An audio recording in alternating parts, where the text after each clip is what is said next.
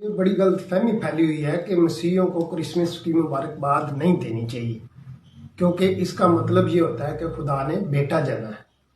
پتہ نہیں مولوی کون سی ڈکشنری رکھتے ہیں، کون سی ڈکشنری یوز کرتے ہیں وہ، جس میں لکھا ہے یا جہاں پہ کرسمس کا مطلب یہ بتایا گیا کہ خدا نے بیٹا جنا۔ حسد اور جہالت کی انہوں نے انتہا کر دی۔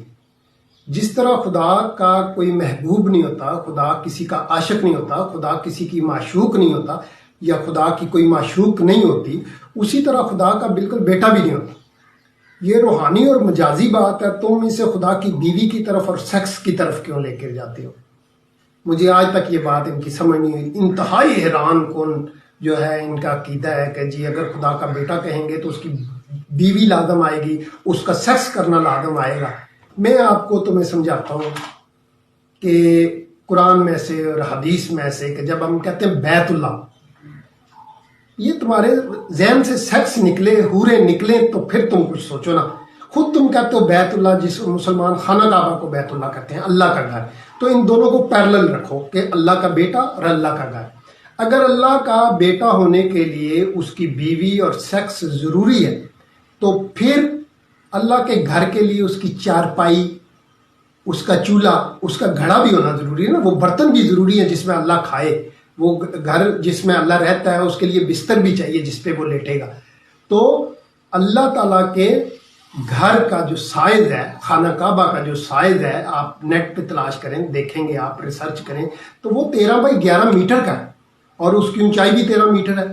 تو کیا اللہ تعالیٰ اس خانہ کعبہ کے دروازے سے گزر سکتا ہے؟ اتنا سائز ہے اللہ تعالیٰ کا۔